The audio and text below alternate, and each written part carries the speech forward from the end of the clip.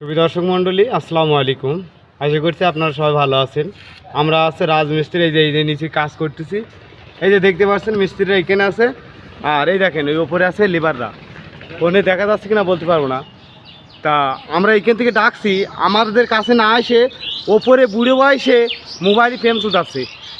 ও পুটে, এই শোনো এদিকে, তোমরা কি করছো?